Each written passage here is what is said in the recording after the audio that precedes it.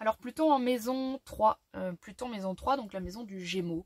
On va se réfugier en maison 9, c'est-à-dire qu'en maison 9, on va partir, on va voyager, on va rarement être chez soi, on va découvrir le monde, on aura une facilité à connecter avec les cultures étrangères, avec la philosophie, on pourra faire des hautes études, et puis des doctorats, et puis de la recherche, et puis on sera insatiable au niveau des connaissances, de la spiritualité, du symbolisme, des cultures, de la religion, on va s'en mettre plein l'esprit.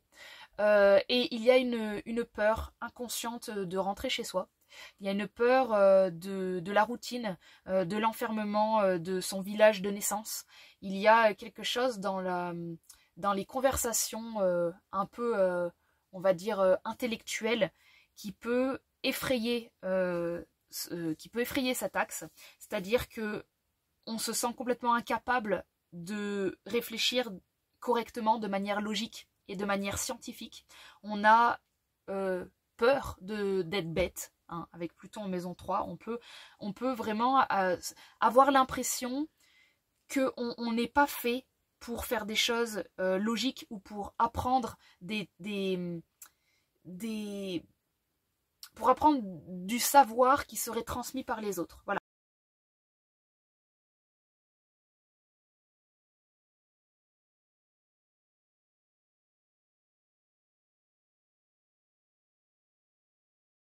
On va pas aimer se faire transmettre par les humains.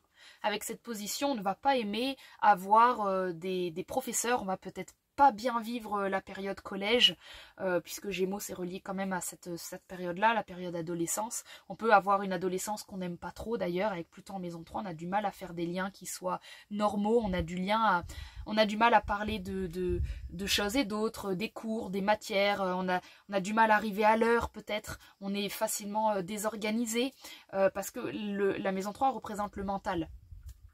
Tout comme, vous savez, la maison 1 représentait la naissance, la maison 2 représentait le corps, la maison 3 représente le mental. Donc quand on a la profondeur abyssale de Pluton au niveau du mental, on peut se perdre dans nos propres pensées et donc on va avoir peur de communiquer parce que le moment où on communique, c'est comme s'il y a une sorte de noir dans la tête. C'est comme si on devenait aveugle, mais au niveau des pensées. C'est comme si lorsqu'on discutait avec quelqu'un, on était en permanence en train de se rendre compte qu'on n'était pas aux commandes de ce qu'on raconte, que les mots nous échappent, que ce qu'on va produire dehors n'est pas du tout maîtrisé. C'est comme si lorsqu'on nous posait une question, on peut avoir terriblement peur de mal répondre. Moi, cette position-là, elle m'envoie vraiment une sorte de brouillard noir qui se serait mis sur les neurones et qui fait qu'on ne sait plus retrouver le chemin d'une pensée. On est capable de donner des bonnes réponses, on est capable de réfléchir, on est capable de beaucoup de choses, mais quand on nous demande comment on a fait, on ne le sait pas. Et cette incapacité, entre guillemets, cette peur d'aller regarder nos propres réseaux neuronaux pour dire, bah en fait j'ai pensé ça parce que ça m'a fait penser ça, qui m'a fait penser ça, qui m'a fait penser ça. Il y a tellement de peur sur je ne veux pas que l'inconscient essaye de bloquer la manière dont tu as réfléchi comme si ça t'empêchait de te justifier. Et si le prof t'interroge de justifie ta réponse, et ta réponse est bonne mais qui te demande de la justifier devant toute la classe, et ben tu peux être tétanisé parce que tu ne sais littéralement pas comment tu as fait. Ça devient un mental qui est très intuitif, ça peut être un mental qui est tout le temps aussi en train d'observer ce qui va pas, dans la communication, qui peut être très très très sensible aux mots, les mots qui sont vous savez, un peu scorpioniens, qui ont cette fréquence de double sens. Voilà, dès qu'on va essayer de manipuler cette personne, ça c'est clair et net, elle le sent, elle le voit 10 000, parce que Pluton mis au niveau du mental, c'est au niveau de la communication, de ce que tu observes, de ta logique, du cerveau en fait, et de ta communication avec l'autre. C'est-à-dire que c'est pas la même chose que la maison 7, quand on doit vraiment être en intimité pour créer un couple. La maison 3, c'est... t'es dans une réunion avec des gens que tu connais pas, ou c'est avec tes voisins, voilà, c'est des gens avec qui t'as pas besoin de rentrer en intimité, mais tu vas te sentir, ça fait aussi une phobie sociale, hein, que dans les maisons d'air, de manière générale, Pluton peut faire de la phobie sociale, des difficultés sociales. Donc les maisons 3, 7 et 11. Et celle en 11, elle va beaucoup se ressentir aussi, hein, dans le groupe. Mais là, en 3, c'est vraiment, je n'ai pas d'intérêt à faire du lien avec des gens que je connais pas, grosso modo. Parce que chaque fois que je fais du lien avec des gens que je connais pas, je vais me confronter à leur inconscient.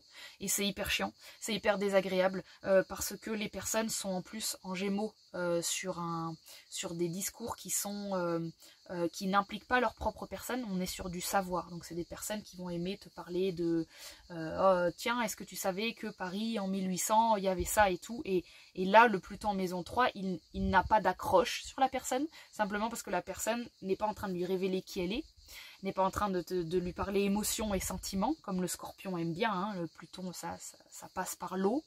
Dans les maisons d'air, il n'est pas du tout à son aise, parce que la personne, si elle te parle d'un savoir collectif, si elle te parle d'une ville, d'une capitale, tu n'as pas de pouvoir dessus. Tu ne peux pas transformer les choses. Donc ça devient de l'air qui est mort pour la personne. Pluton, souvenez-vous, il veut alchimiser pour être bien dans une maison. Il a besoin de prendre un élément, de le dissoudre, de le mettre dans le corps, de ressentir l'émotion négative et de en faire du positif. Voilà, c'est une vraie machine à recyclage. Les mots qui sont vides, il n'a pas de substance à faire, et donc il va être très tranchant avec les gens qui lui parlent de la pluie et du beau temps et qui ne sont pas à l'intérieur de leur discours. Or, la maison 3, elle est faite pour ça, elle est faite pour transmettre du savoir, que c'est pas toi qui as appris, c'est un professeur qui te fait le programme du cours, et c'est normal qu'il ne te parle pas de lui. Donc le Pluton en maison 3 va de plus en plus fuir ce genre d'endroit où tu te fais enseigner par des gens qui ne sont pas appropriés ce qu'ils disent, par exemple, et donc il va être vraiment intransigeant sur les mots, sur les lectures, sur tout ce qui concerne l'écriture et la lecture. Et donc il va avoir un pouvoir quand il se branche à Pluton. Par contre, il peut avoir un très grand pouvoir pour, par exemple, écrire des chansons, c'est-à-dire écrire des livres avec une grande puissance. À partir du moment où le Pluton n'est pas en déni et n'est pas rejeté, ça va faire un écrivain, un journaliste, quelqu'un qui maîtrise les mots avec une perspicacité assez rare, en fait. Et en même temps, paradoxalement, quand il va s'exprimer avec des mots normaux, bah, il peut bafouiller. C'est une position qui peut faire des bégaiements, qui peut faire des troubles des apprentissages. Surtout de la communication, en fait. Tout ce qui touche à la communication de manière générale, c'est pas une position simple. Donc la personne se réfugie en 9, c'est-à-dire je vais être autodidacte, je vais tout apprendre par moi-même, je ne veux pas d'enseignant, je ne veux pas quelqu'un qui m'enseigne, donc je vais développer à fond une matière, voilà, une discipline, et elle va maîtriser cette discipline sur le bout des doigts, mais elle va la maîtriser à sa manière. Elle aura un peu un complexe de le comparer aux autres, parce que les autres qui sont passés par la maison 3, c'est-à-dire par les diplômes, par les reconnaissances officielles, eux, ils vont toujours se sentir un peu en syndrome de l'imposteur, parce qu'ils vont développer, mais quand il s'agira d'aller transmettre, quand il s'agira d'aller retransmettre leur savoir, ce sera beaucoup plus compliqué. Autant ils n'aiment pas la position d'élève, mais ils ne vont pas du tout aimer non plus la position de professeur. Ils n'aiment tout simplement pas être confrontés à d'autres cerveaux humains, d'autres intellects. Ça ne fait que leur renvoyer leur propre peur d'être bête, leur propre peur de ne pas être passé par les chemins officiels. Et donc il y a beaucoup d'officieux avec cette position-là. Et on a l'impression que c'est toujours quand on sera dans un pays différent, quand on sera parti en voyage, quand on sera en vacances, quand on aura... Il y a un peu cette idée de Sagittaire surexploité, c'est-à-dire il y a une impression d'exagération, c'est toujours lorsque on aura plus qu'on ira bien. Je crois qu'avec Pluton en maison 3, il faut oser aller chercher le trésor qu'il y a dans ton entourage, dans des connaissances qui sont autour de toi et qui peuvent t'inspirer, que tu n'aurais même pas pensé à elles, mais le Pluton en maison 3, il va pouvoir créer son alchimie quand tu oses te mettre en lien avec d'autres êtres humains sur un plan intellectuel, sur un plan de la transmission, quand tu oses apprendre en fait et écouter de gens qui sont dans ton entourage, et t'es pas obligé d'être ami avec eux, mais que tu apprends en tout cas tu réapprends à apprendre de manière plutonienne, hein, c'est-à-dire en ne prenant que l'essentiel et aussi l'émotionnel, et bien là ça peut débloquer des choses. Donc à l'inverse, le Pluton en maison 9, va aussi toucher quelque part la peur d'être bête, mais alors là c'est pas du tout par rapport à l'autre, au contraire, cette position va adorer apprendre des autres, elle va adorer apprendre des gens, elle va adorer les gens qui lui disent oh bah tu sais, voilà je t'explique comment fonctionne l'électricité, ils vont adorer aimer d'humain à humain, ils vont se sentir complètement incapables eux de l'apprendre par eux-mêmes, ils vont pas du tout avoir l'impression que ils vont lire un livre, ils vont rien avoir retenu, parce que dans la maison 9, il faut savoir que la maison 3 c'est le mental et la maison 9 c'est une sorte d'apprentissage qui se crée pas par le cerveau mais par le corps. C'est-à-dire je monte sur le vélo, je fais trop bien du vélo, et bah ça y est j'ai appris le vélo. Ça passe pas par l'intellect. Donc c'est un apprentissage qui fait qu'à force que tu voyages, que tu vois le monde, que tu échanges, etc., tu te fais une conception de la vie qui est assez autonome et qui est assez philosophique finalement. Plutôt en maison 9, la philosophie, généralement, on a peur parce que quand on se met à réfléchir par soi-même, on rentre dans ce fameux trou abyssal qu'on retrouve dans Pluton maison 1, qui est aussi donc une maison de feu. Et donc là, à nouveau, quand Pluton se trouve dans une maison de feu, on panique. En tout cas, je ressens de la panique dans cette maison parce que tout est tout. C'est-à-dire qu'au niveau de je réfléchis telle chose, je réfléchis tel concept de la vie, et ben j'ai automatiquement Pluton qui me dit ça sert à rien, y a de la mort partout, t'as raison et t'as tort en même temps, et on a peur aussi, hein, parce que Pluton représente donc notre propre corruption qui nous fait croire qu'on n'a pas de pouvoir, hein, et qu'on est victime à cet endroit-là.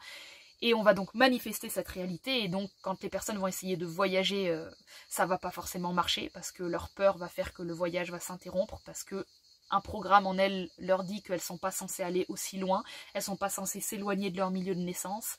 Quand elles vont essayer d'apprendre par elles-mêmes, donc ça va être la panique intellectuelle, et on se sent rassuré par quelqu'un qui sait déjà, et qui va transformer les mots pour nous apprendre, qui va en fait faire de la transmission intelligente.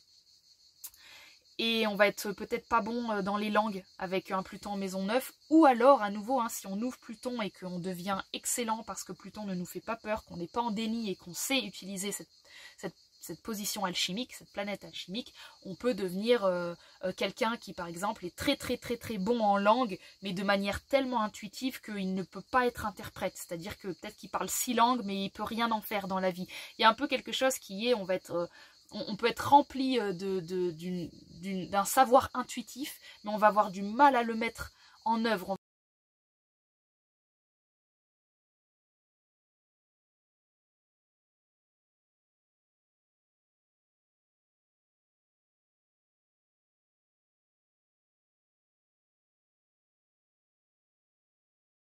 Avec Pluton en maison 9, on peut se sentir en fait victime ou en complexe d'infériorité par rapport à des gens qui sont intellectuels, tout simplement. Par rapport à des mathématiciens, des informaticiens, tous ces gens qui ont un cerveau gauche bien développé, eh bien le Pluton en maison 9 peut se sentir malgré lui nul en fait à côté. C'est simplement parce que sa capacité à créer sa propre pensée, ça lui fait peur. Parce qu'avec Pluton, ça lui montre que chaque fois qu'il crée sa propre pensée, vu que ça va être de la pensée mortifère, vu que ça va être de la pensée qui amène sur de la mort, parce qu'on reste avec Pluton, et ben s'il se met à philosopher sur la mort, ça c'est une bonne sortie hein, pour Pluton en maison 9, mais à nouveau les gens dans la société vont pas aimer, donc la personne va un petit peu refouler ce côté-là, mais je pense qu'avec un Pluton en maison 9, ça peut être très intéressant de devenir quelqu'un qui ose s'intéresser à la mort dans différentes cultures, comment est-ce qu'elle est vécue, voilà, il y a beaucoup de choses à faire quand vous commencez à comprendre un peu l'astrologie. Il y a beaucoup de choses à ouvrir, c'est-à-dire il faut inventer. Puis ça, je fais de la maison 9, hein, c'est-à-dire j'invente des concepts. Et donc cet endroit-là, on ne se fait pas vraiment confiance pour inventer et créer de la pensée. On va être meilleur en maison 3, c'est-à-dire qu'on va être très bon dans prendre des informations existantes un petit peu partout dans toutes les sources, dans les réseaux sociaux, dans les différents journaux, et on va être très bon pour faire du lien avec, pour prendre ces informations et être carrefour pour les autres, c'est-à-dire tiens j'ai lu un truc dans un article, t'en auras peut-être besoin, etc. Donc ça prend des informations partout de ce qui existe déjà, et ça aide les gens, mais toujours pareil, il faut pas faire un déni de la maison 9, c'est-à-dire de notre propre pouvoir d'avoir des pensées qui peuvent déranger et devenir créatif en fait avec, tout simplement. Pluton en 1, si je fais un lien avec Pluton en 1, vu que c'est la maison de l'homme, on peut se sentir soumis à l'homme, on peut avoir peur de l'homme et on peut le rendre beaucoup plus puissant qu'il n'est. Souvenez-vous, hein, victime et battant, c'est la même chose, donc on peut soit se révolter contre les hommes parce que ça démontre qu'on en a peur, plutôt en maison 1. Plutôt en maison 7, c'est plutôt l'inverse, c'est la femme qui va nous faire peur.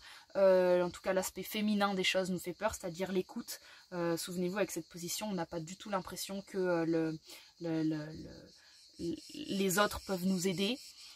Donc on va craindre la relation en couple avec la femme et on va voir la femme comme plus forte qu'elle l'est, on va voir les gens comme des manipulateurs parce qu'on va voir Vénus, hein, la maison 7 c'est la maison de Vénus, donc avec Pluton dedans on va avoir l'impression que les gens sont manipulateurs féminins, donc on va donner trop de pouvoir au féminin, on va se réfugier dans le masculin. Donc voilà à peu près pour l'axe 3-9.